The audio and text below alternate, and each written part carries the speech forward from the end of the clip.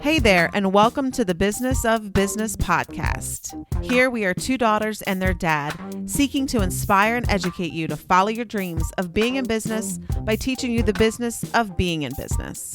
The good, the bad, the humor are all parts of our unique perspective as an entrepreneurial family. Thanks for joining us. So grab a coffee, turn up the volume. Here we go. J Faith Hair Studio, centrally located in southern New Jersey. J Faith Hair Studio is the place to go to become the best version of yourself. Confidence in your appearance is always important, and a great hairstyle is an absolute necessity. Visit jfaithhairstudio.com to book your appointment today. Hi, everybody, and welcome back to the Business of Business podcast, Two Daughters and Their Dad. I am your host, Staci J. Dempsey, and the J is very important because it's what brings the joy. I am here, like usual, thankfully, with the dad and the other daughter, Jack and Jennifer. Good morning, everyone. Good morning. Good morning. Happy New Year. Almost. Yeah, Happy New Year, Happy Holidays. Come on, 2021. Let's do it. And today we are very grateful that we have a guest, Enoch Stevenson of Enoch Stevenson Insurance in Dover, Delaware. Hi, Enoch. How you doing? Doing fine, Staci. How are you guys doing? Good to see you all. Yes, good to see you as well. So just for our listeners, we are still recording our podcast via Zoom to be respectful of all things COVID-19. So if we have a little technical difficulties, just bear with us. But fingers crossed, I think we have things figured out for the most part. Well, again, good morning, everyone. And Enoch, why don't you just start out by telling us a little bit about your background and, kind of how you have, gotten to the place of Enoch Stevenson Insurance. Sure, thank you. My background, and listening, I have a deep connection with Dempsey Weiss and a great appreciation for you guys because you are key to my story and what's happened with me. But originally, I was a high school Latin teacher, public high school, all around in southeastern Pennsylvania. My wife and I lived there in Delaware County with our 6 kids, and here now about 5.5 years ago, I guess it is, we made the transition out of education, out of teaching, and into being an insurance salesman. And Jack, again, was an integral part of that process.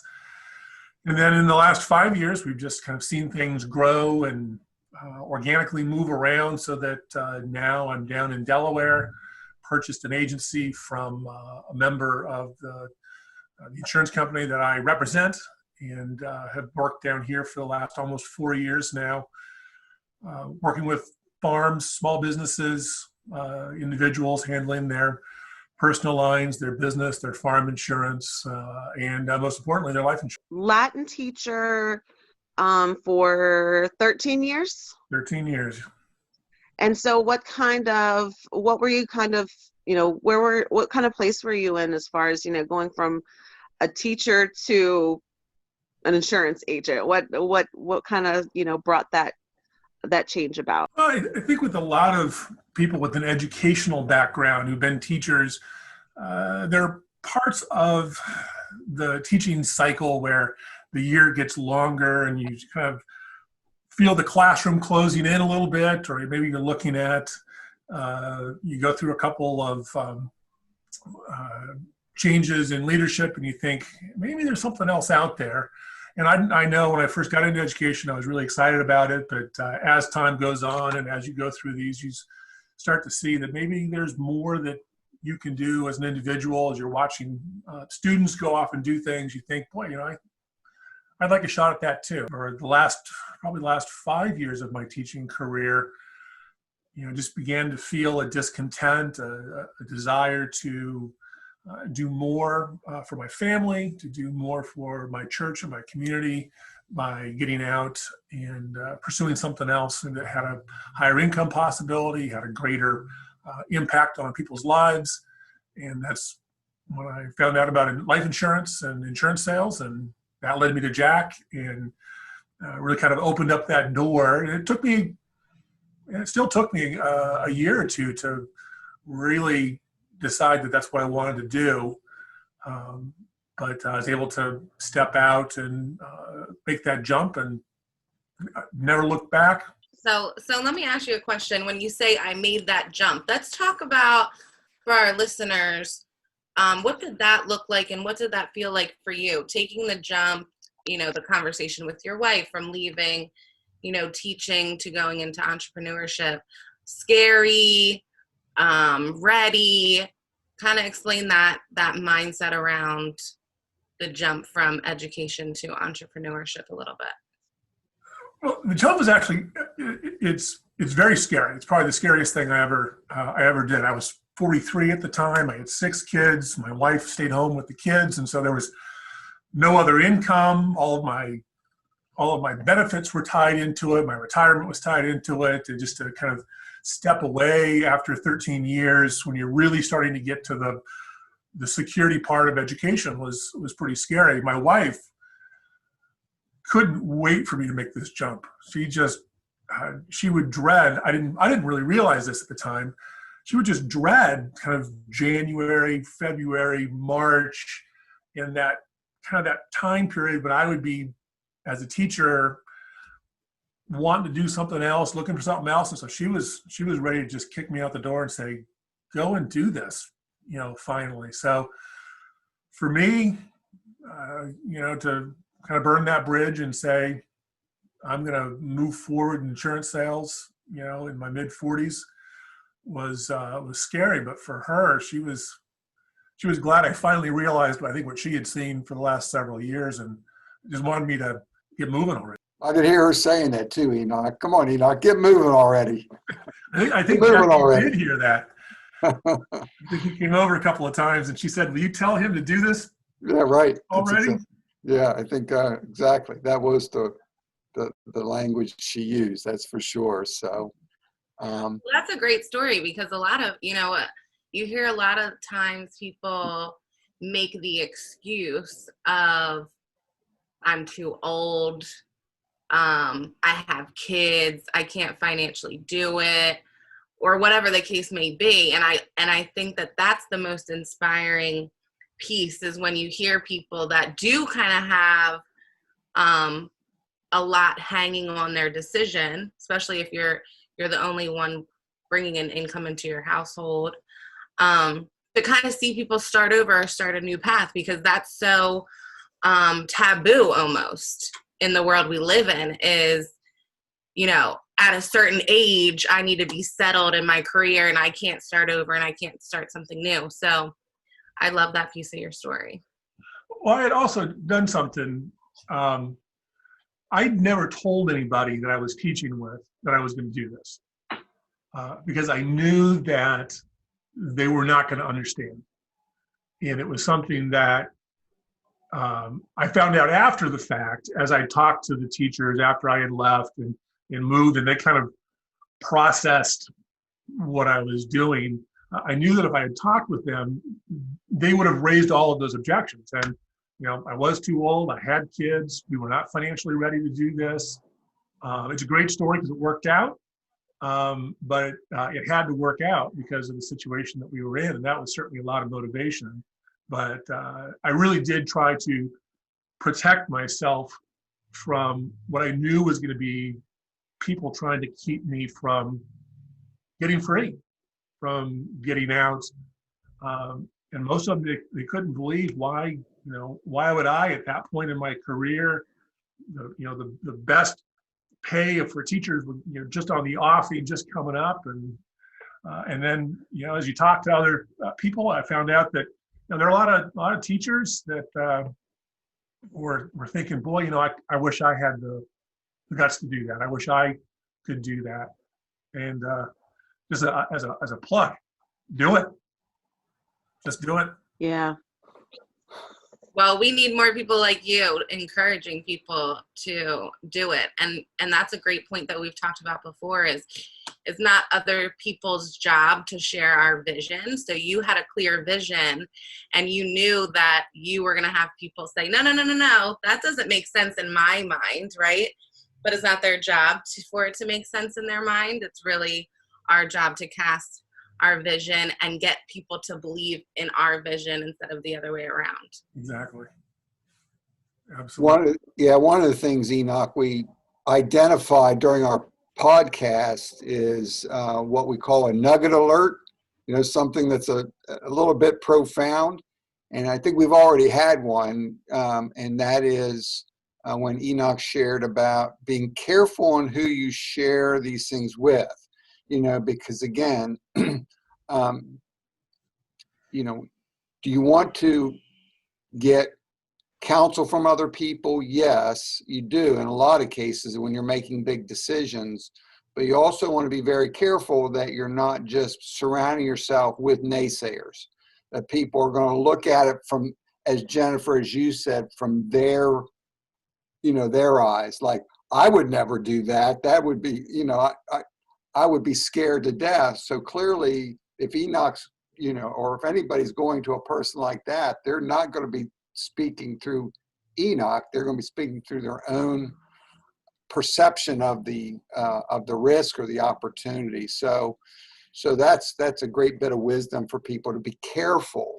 Not to say you don't invite counsel in big decisions, but be very careful on who you invite. I think that's very wise. Yeah, absolutely, Jack. I was going to say it was definitely a nugget alert, and I think the other nugget alert is having your significant other, your spouse, your partner, being all in, because I know when I started my career, Jack of course told me, but also Tim Walsh at the time said to me, if your spouse, if your partner is not not 100% a believer, you're not going to be successful in this business. You have, it's talk about a family, like it's a family business, and that definitely includes your your significant other and having their support. So I think that was also the other nugget alert for sure. So Enoch, so you took the jump, you made the leap, and you found yourself in insurance. So can you kind of talk to us a little bit about how you felt and kind of how you maneuvered the learning side of insurance as far as policies are concerned, and then maybe moving into the opportunity of buying a current book of business or buying an established business. When I was looking to make the jump, I had narrowed down what I was going to do specifically to insurance. And really the jump was, what insurance company am I going to jump into? Am I going to jump into a State Farm or an Allstate, which has a lot of obligations on you up front? Am I going to jump into something that's a little more self-directed, self-driven? And obviously that's the choice that I took. But I knew that I wanted to sell insurance because I knew that I wanted to do something that had the kind of income potential that 6 kids are going to require if you're going to pay for college and not have the kids go off to college with big student loans. At 43, that's a pretty narrow field of businesses that are going to do that when your only claim to fame is you can read Cicero and Caesar. So insurance was there right from the get-go. So I wanted to find that. In terms of how I navigated inside of the new field, I think those of us with an educational background, we've got a massive advantage because we're used to assimilating all kinds of material and trying to understand it and then teach it to other people. And I'll be honest, explaining insurance, life insurance, business insurance to a client is a lot easier than explaining the abound case to a 9th grade boy who has no interest in the abound case. So that part was I actually found that part easier to do. Structuring my day, however, that was a lot harder. So the policy side of things was actually pretty easy. What do you do with your day? I remember my first day live on the street, January 2nd, 2016. I didn't know where to go. I didn't know what to do. I stood in the parking lot of Home Depot and stopped people walking in. So how do you structure your day? So those are the things. And then of course, buying a business, those aspects, that then became really the important part of the whole opportunity. And so that's been the struggle. That's been the growth curve has been on that side of things. The policy part is pretty easy. So we talked about go ahead, Jen. So we talk about learning the craft itself, right? So it sounds like you had to learn insurance and how to sell insurance. Yep. And then you went in. So once you did you feel like once you mastered or understood how to sell insurance, then did you feel ready, like now I'm ready to buy a business? No. What did that process look like? But one, I'll let you know when I master this. I'm a long way away from the mastery side of the sales part, much less anything else. But what I learned from moving from education into insurance at the first step told me that there really is no now you're ready. It's more a question of opportunity and motivation than it is of head knowledge, right? And because I came through, Jack, through your agency, one of the things you constantly would say is, there's a difference between selling business insurance and the business of selling insurance. And you can't wait until you know the policy before you go out and sell it. You got to go out and sell and do this. And so I wasn't looking for some threshold where I said, okay, now that I've got X amount of sales in, I think I'm ready to go and buy a business. The opportunity came. I was willing. The motivation was there, and so I just took the next step. And then since that was 3.5 years ago now, July 2017, and since then I've had another series of unforeseen things called entrepreneurship and business, and I just had to see, do I have the opportunity? Do I have the motivation? And having the knowledge has never been the restricting feature. Knowledge can be learned. There are books and people out there. Opportunities, however, have to be seized when they come up. Well, first of all, I just want to go back again because, having known Enoch and know Enoch, he is a voracious learner. Our listeners can't see it, but you can see behind him, you see a few books. But if you were to see in front of him, on his wall, there's a bunch more. He is a voracious reader and learner. And, and I so much appreciate our relationship because he's pushed me in that area. He forced me to learn more so that I could help him, if that makes any sense. Because, if I just kind of stood on my laurels, he was going to pass me up. So I couldn't really stand for that, to be honest with you. But the other thing that I think that is important in Enoch's story that I want to make sure we spend some time on, and he said it, was he really he wasn't looking at a place where, okay, when I get to this particular level of skill set in insurance knowledge and insurance sales, then I'm going to go out and look to buy an agency. That's not how it happened. It was, I'm just pursuing my learning, but an opportunity presented itself. So, and I remember when Enoch and I were talking about that, we talked about, in this particular opportunity, if he went with that opportunity, one of the challenges is it was going to take him away from sales. Where prior to this business opportunity to buy this agency, he was really focused on sales. That's what he focused on day in and day out. now all of a sudden he was going to be stepping into the business of insurance. And so there was going to be a period of time where now he was dealing with other things besides, prospecting and presentation of insurance and doing sales. And so I want to make sure we talk about that, Enoch. So what's some of the, at the end of the day, obviously the decision was to, step into this opportunity, knowing that there was going to be some inherent challenges there. But so once you stepped into the business of insurance, what's one or two things that kind of surprised you the most about that part of your business now?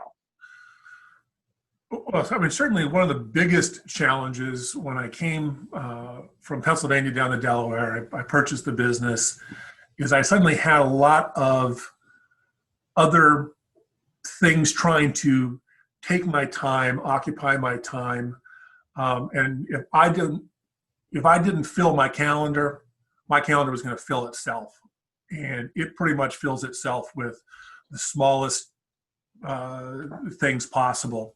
And learning that, and still learning that process has been a challenge, probably one of the greatest challenges. The other, when I came in, there were employees in the business, and part of the business purchase was to carry on the employees.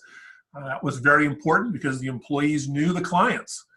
And I wanted to make sure that we had the continuity, we had the historic knowledge of the agency, that there would be, that the clients would feel comfortable, that they could continue to stay with me, with the new business as we began to try to figure out a new direction. And I was not fully prepared for what it takes to manage people who were used to doing things one way under the philosophy of somebody which was different. And that, of course, led to needless friction and issues. Thankfully, by God's grace, we've been able to work through pretty much all of those things. And it's been, in the end, it's been really beneficial. But that was a very difficult aspect of it. For our listeners who are thinking about entrepreneurship and thinking about, at some point buying a business, I think what Enoch just kind of the direction he took us in is important, because what we're talking about is culture. So what Enoch, I guess, realized is that, he's buying a business that has been established for, 35 years. Yeah, a long time, staff, clients. So, and clearly Enoch is different than the agency owner that was there before. So now he comes in and we've got employees here that were used to a particular culture of how to do things and how to operate. So talk about that, Enoch. Again, maybe do you have a couple things that, looking back, you would either had done differently, or something you did that ultimately started to move the culture away from, the previous owner's culture to your culture? So I think two things when it comes to that.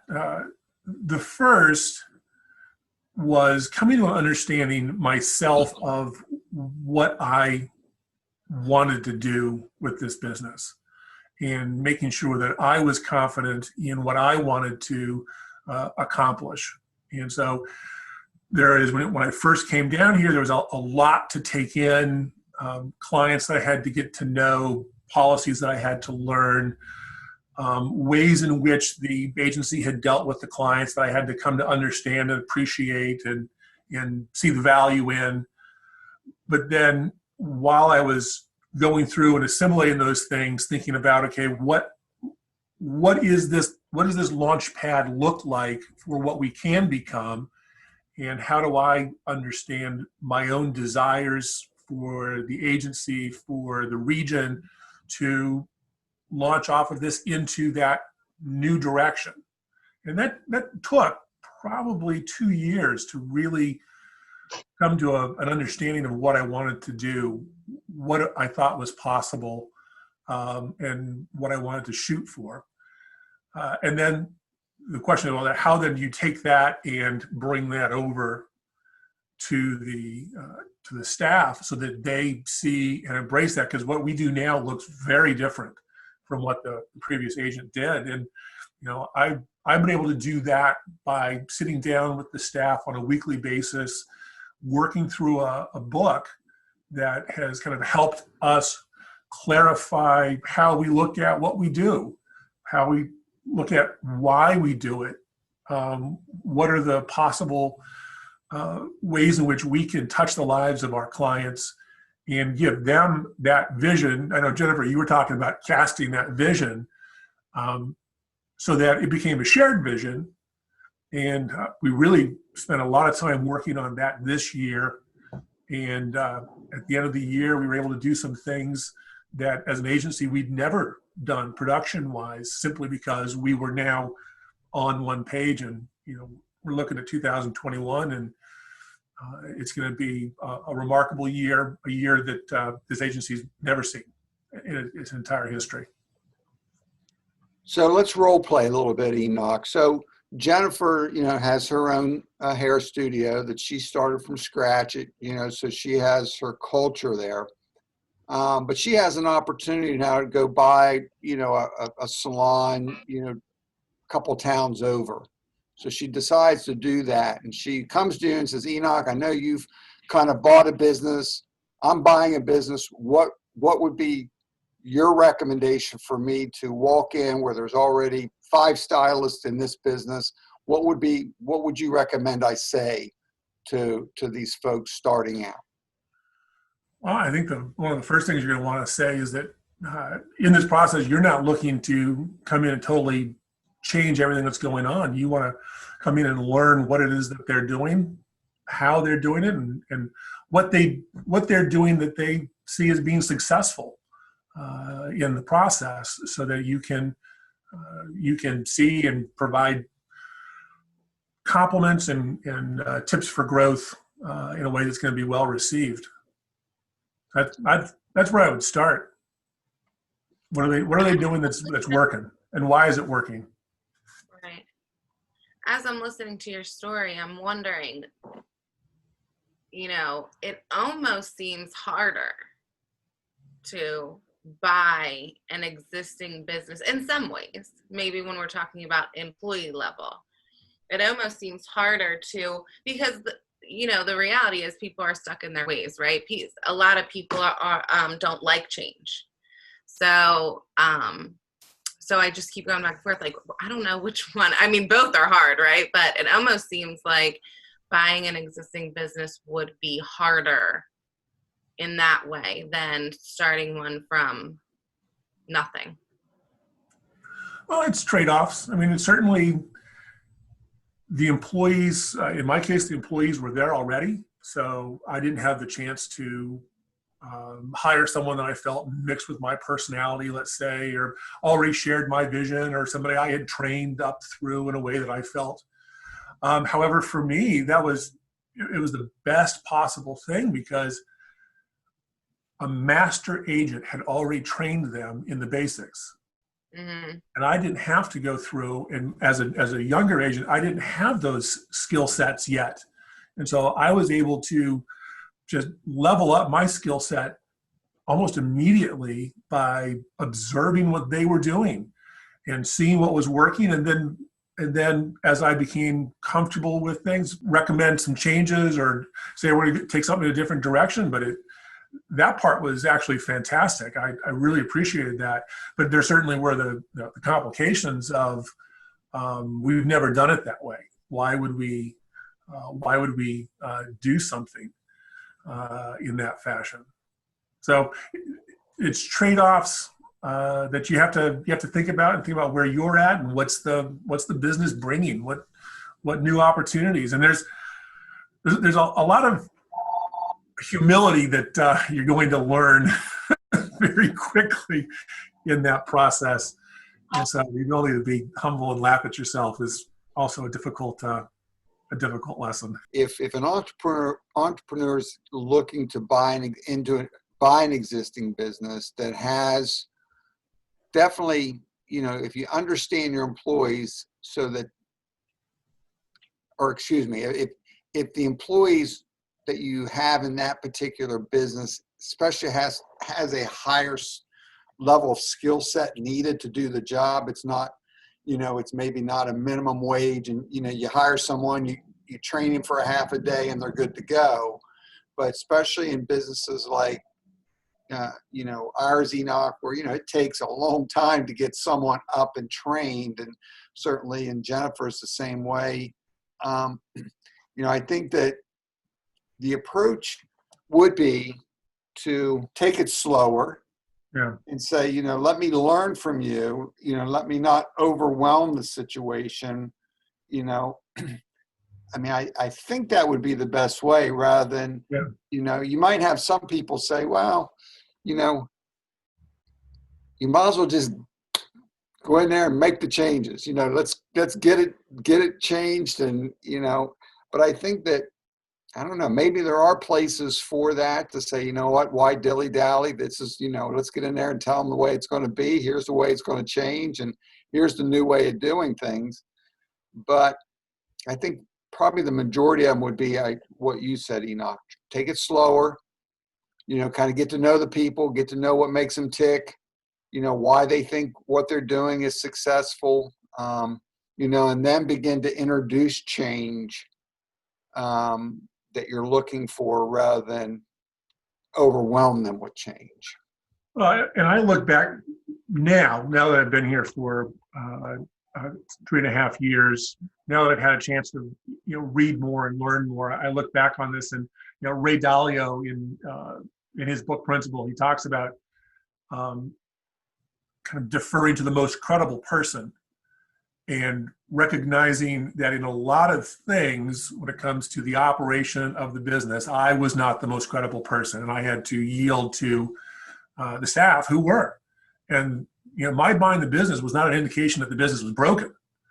My buying the business was an indication that the business was successful and was doing things well. And so it would have been foolish for me to just come in and try to radically change things that didn't need to be changed, but rather take that a longer time to do that. Of course, in my situation, when you're buying this particular kind of business, it's very relationally driven. Therefore, the former agent he was a great agent, had a lot of great relationships built with the clients, navigating those relationships and making sure that you are continuing to honor the former owner, while at the same time establishing your own personality. That was also a challenge, and a blow to the ego a lot of times. Jen went out and bought an established salon. The threat would be, here she comes in, you've got experienced stylist. So I think what you're saying is that, for someone like Jen, in this situation, let's determine kind of, who's the top dog, in that group of stylists. And rather than,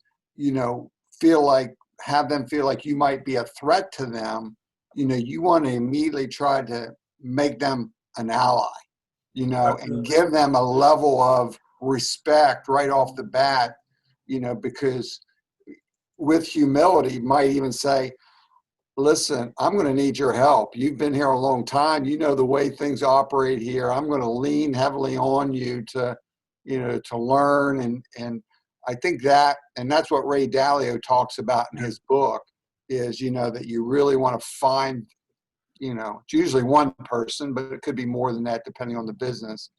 And kind of get that threat piece of it out of the way. Absolutely, because at the end of the day, it's in their interest that the salon continue to be successful. And certainly, Jen, if you're buying one business, maybe you'll end up buying multiple businesses, and you're not going to be in every single one all the time. So, you're going to need people to run those things, and you want them to have an interest. Dempsey Weiss and Associates is a multi-line insurance agency successfully meeting the insurance and financial needs of the landscaping, business contractor, and agricultural community in southern New Jersey and southeastern Pennsylvania since 1989. To learn more, visit us at www.dempseyweiss.com. So how about, Enoch, we'll shift away from staff. I mean, I think would all agree that every guest that we've had that's always the core challenge with most businesses. You know, we have a saying on this podcast that, you know, the hardest thing about being an entrepreneur is employees, and the thing that you need most to be a successful entrepreneur is employees. You know, so we get that. So what's something else away from kind of the employee component that you would find that either surprised you or found maybe it was much more challenging than what you thought it would be because in the side of your insurance business?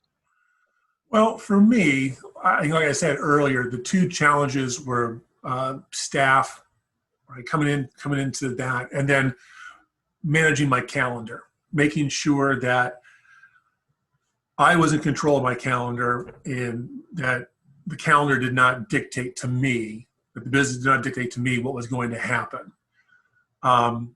I think when I first came in, because it was outside of anything I'd ever done. It was much beyond what I had previously experienced.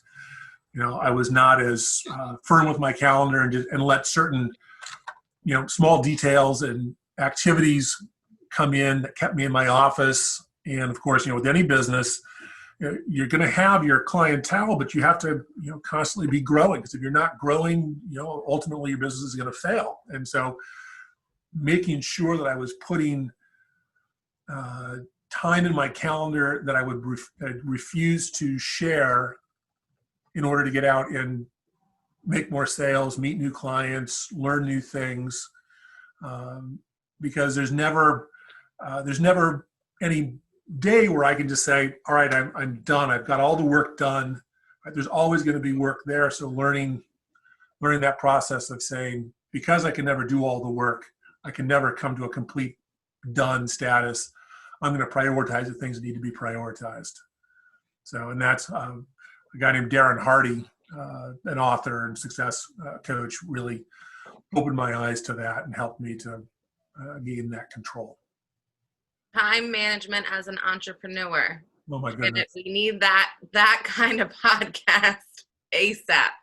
Time management as an entrepreneur is so difficult. It is, because everything comes to you. Yeah. And me and Staci say something all the time. All distractions are equal. All distractions are equal. So our kids, they're distractions, right? Like every little thing, you know, you could have your day planned out to a T of what you're going to do. And one little thing with me, for example, you know, I got someone that calls out. So now all of a sudden it's like what I had planned to do can absolutely not happen today. Mm-hmm. So we definitely, you know, there's those non-negotiables that have to happen. And then some things that are always going to our to-do list for the next day and the next day and the next day, right?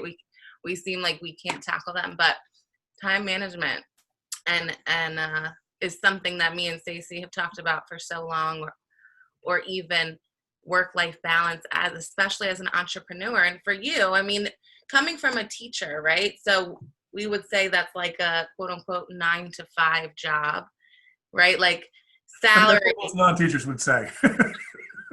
It certainly was not that. But, yeah. Now, not in COVID, right? Off, I know. These poor teachers are working harder than they've ever had to, I'm sure. Put a movie on, kids watch the movie, yeah. Yeah. I've heard it all. But you know, comparing, you know, a 9 to 5 job in general to entrepreneurship that really the clock never ends. You almost have to pull yourself away. I know for me with this, we've had the salon closed for 5 days, and I've really, really tried to unplug and not work. You know, I stayed late on Christmas Eve. Like, I want to get everything done so I can really enjoy this time with my daughter. And I find myself awake last night at 3 a.m. looking at bubble wrap. So it just never, it never ends, right? Oh, I get a better deal on bubble wrap at Staples than the other place. But that would be a great podcast, Janet. Well, and so this is me personally now. I mean, there is no such thing as work-life balance, right? Work and life are always going to balance. It's just a question of what's further to what end. I know one of the things I was told, Dave Weiss Sr. told this to me. He said, the first 5 years of this business are a real difficult time because you have to spend a lot of time doing it. And I think maybe our culture, our society is trying to get people to think, well, I can be an entrepreneur for 40 hours a week, or you know what, I'm going to be like a real entrepreneur. I'm going to do 60 hours a week. And Jack, I still remember you saying to me when I first came into this business, there are no weekends for entrepreneurs. Saturday is not a day that I get to have to go home with the family. Saturday is a day I work. So keeping that in mind and making sure that, my wife was aware that that's the situation. I know for this coming year, we set things up where, I'm going to be working more this coming year than I've worked in any of the previous 5 years, because that's just what is going to have to happen for us to see the goals that we want. But we are on the same page for these goals. And so we're prepared for that, and we're gonna go forward with that. And I know I catch a lot of flack from people saying, well, aren't you gonna spend time with your kids? No, I'm not. I'm gonna spend time in my business, because by doing that, my kids are gonna have some opportunities that they wouldn't have if I didn't. And those are important opportunities. The other thing is knowing the difference between what's facing you. There are a lot of distractions that come, but one of the things that I've learned is if something goes on the to-do list and then it goes to tomorrow's to-do list and then to tomorrow's to-do list, and that happens for 5 days, I probably don't have to do it at all ever. And so stop putting it on the to-do list completely. Mm-hmm. But figuring out what there is no book that tells you what those things are. And a problem I faced early on when I came down here, not knowing all the aspects of what happened, is I was making decisions. I was setting patterns, allowing certain things to happen that created patterns that became hard to break later in time. And boy, I wish I had done that early on and had just nipped those things in the bud. Like, I don't have to do that. So let's talk about that just for a second, because I keep trying to explain to these girls that it's not time management, it's time allotment, but they keep wanting to call it time management.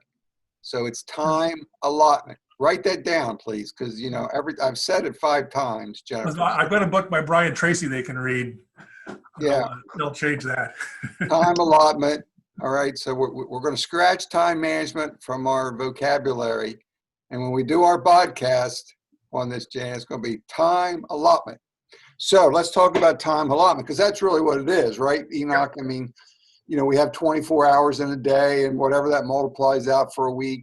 So let me ask you, when it comes to allotting your time to the business side of things, because there are some things that have to be done. There are some things, with, employees, with payroll, with budgeting, with paying bills. I mean, things that, how do you allot the time to do those things? So one of the questions is it something that I need to do, or is it something that I can have somebody else do? And if I don't have anybody else to do it, is it something I can hire somebody else to do? And that's really what I've been trying to look at more and more now, is based on how my business model is, based on how sales work in this business, how income is generated. I need to be out doing certain things because I'm a major part of that income generation. And therefore, there are other aspects So can I have somebody else in my business, can I have somebody else take pictures of houses for me? And so I've hired somebody else to take pictures of houses, and now I've saved myself the drive time, and I've freed up massive amounts of my calendar by doing something like that. And then there's the question of, am I allotting enough time to those things which grow the business, and making sure that I have a growth mindset for what I'm doing and not a maintenance mindset or putting out fires mindset. So I really should be hiring for those things, having other people do that, and having that growth mindset of my calendar needs to be dedicated towards those things that produce income, produce increased benefit for my clients, and making sure that that's where my attention is. That's easy to check. You can look in your calendar and you can see, I'm not the person to fix the copy machine or do any of those kinds of things. Well, that's right. And we have talked about that, in previous podcasts around the area of time allotment is, there is effective delegation. And then there is also some things that quite simply, it's just more profitable to pay someone else to do. Again, maybe it's a payroll service to do your payroll rather than you sitting there doing your payroll, or, some of those type of, bookkeeping type of responsibilities in a business, because obviously, unless you're willing to do those at, say, 11 o'clock at night or something like that, which I know Jennifer struggled with is, when her doors close and the last customer leaves, she's not done, right? You're not done, are you, Jen? No, and I agree with what you guys are saying, but I want to point it out for our listeners. If you're new, again, I'm coming up to 5 years in my business, and I personally am trying to get better at delegating, but there's something to say about being a leader and knowing how to do everything, right? Like knowing, like you've been in the thick of it. You've done the payroll. When you're starting a new business, you cannot afford to delegate, right? So that's okay.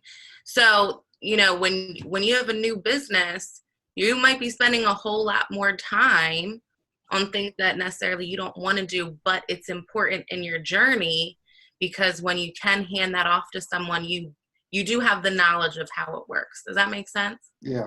You have to be careful. So on that, you rich entrepreneurs that can pay people to do stuff. We're all not there yet, and that's okay. You really have to temper that, though. I want to push back on you in a second. You have to temper that with the fact that, and this is a mistake I've made, and I'm working my way out of this mistake now, is that you have to delay the profit you take from the business probably for a lot longer than you want to. And you have to put a lot of that money, a lot of that time back into the business so that you have a firmer foundation when you start to take the rewards of being an entrepreneur and having a successful business. So people will say, well, I can't afford to hire a person to handle whatever that thing might be. Well, I mean, it is why there are banks out there. It is why there are opportunities to get financing from other organizations or individuals, so that you can do those things. What I've found in talking with other people inside my profession who are at similar stages, what I see actually is a fear on the part of the agent that now they have to produce. And if they don't produce, then they're in a hole and they don't have the confidence that they can actually produce. And so they use this money as what I would call a socially acceptable, unchallengeable objection, and everybody's going to agree with it.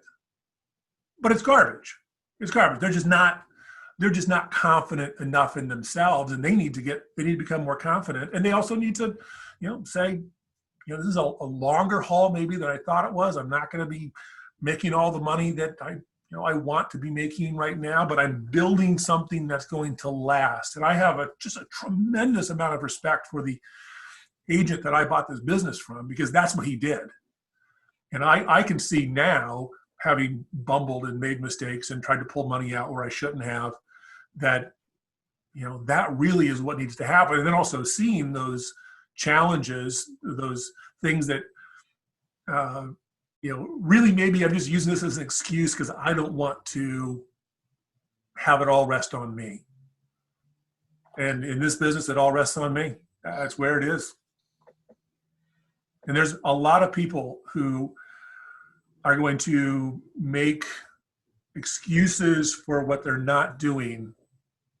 And they're going to make it sound like, well, I'm just not in that position. We need to, do you have a plan to, okay, I have to do all these things right now, but I've got a plan where once I bring in this amount of money, I'm going to stop doing that. I'm going to hire somebody else. And you've got this planned out. And if you don't have a plan, if you don't have that thing out, you really probably are just making excuses. You really probably are just not wanting to do the actual work of an entrepreneur. There are aspects of a business starting out that you need to know kind of how things work so that you ultimately can just have that understanding and lead your business and have an awareness of what's going on in your business. You have to be careful not to allow those things to be an excuse not to, to grow your business or to perform. So I think the antidote is a plan, like you just said, saying, listen, here's where I'm at now. But, at this point, I want to know how to manage my payroll.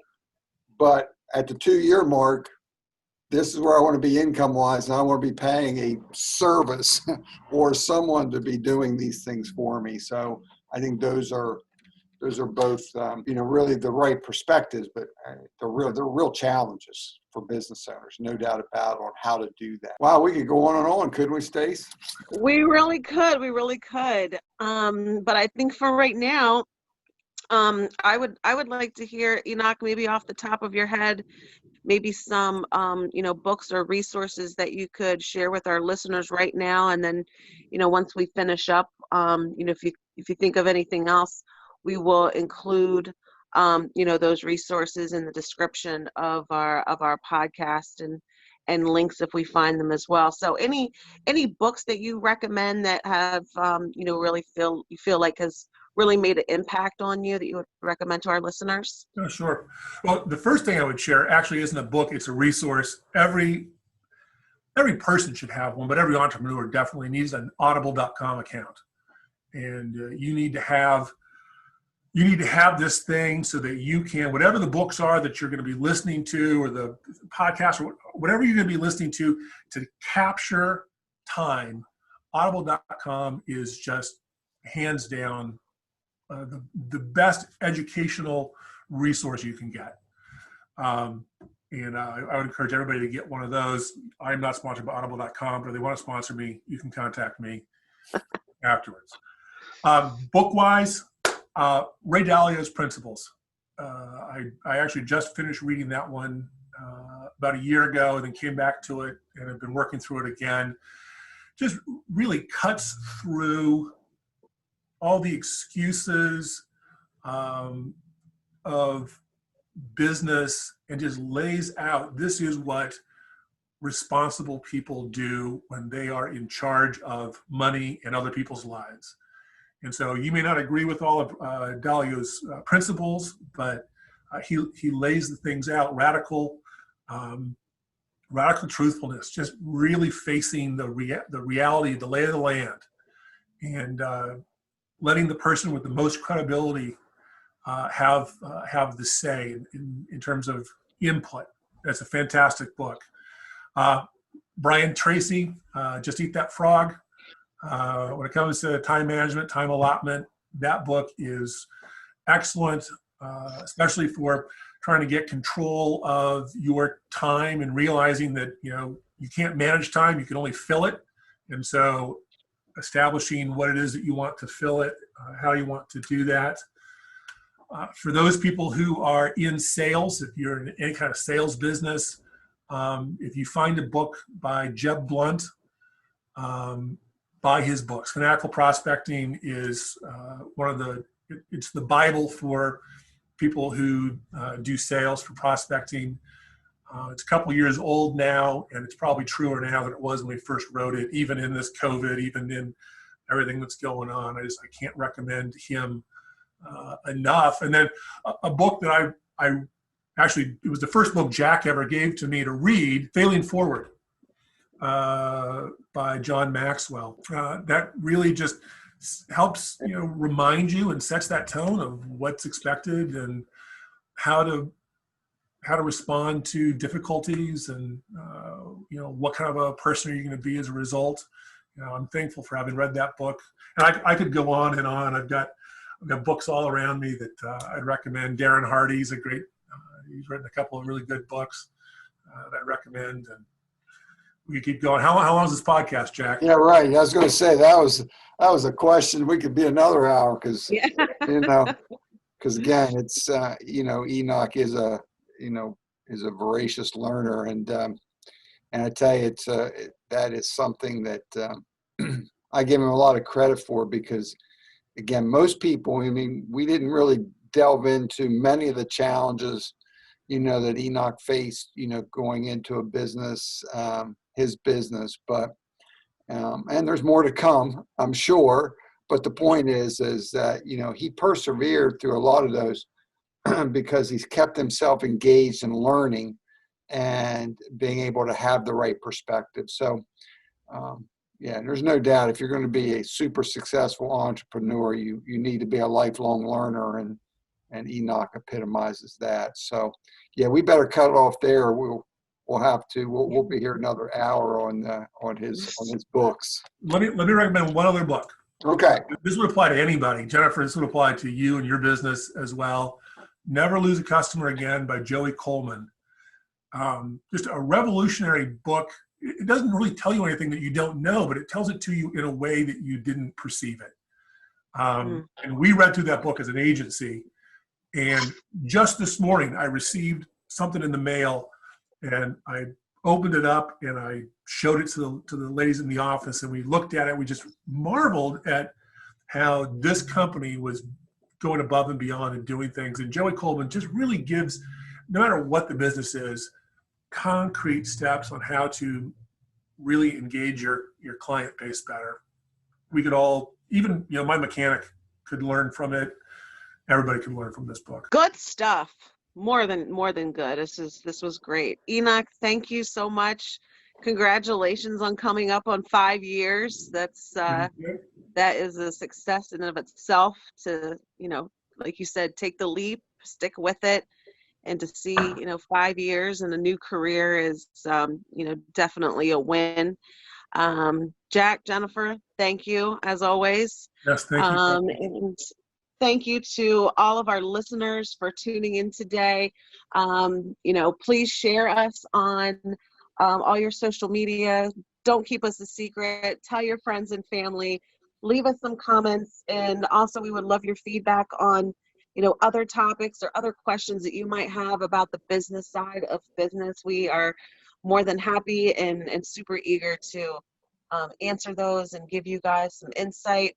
And so until we can all be together again, please be safe, be kind to each other, and most importantly, be kind to yourself. And we will talk to you guys soon. We want to thank you for listening today. Please subscribe so you never miss an episode. Leave us a positive review. And we want to say thank you to our sponsors, Dempsey Weiss & Associates and J. Faith Hair Studio.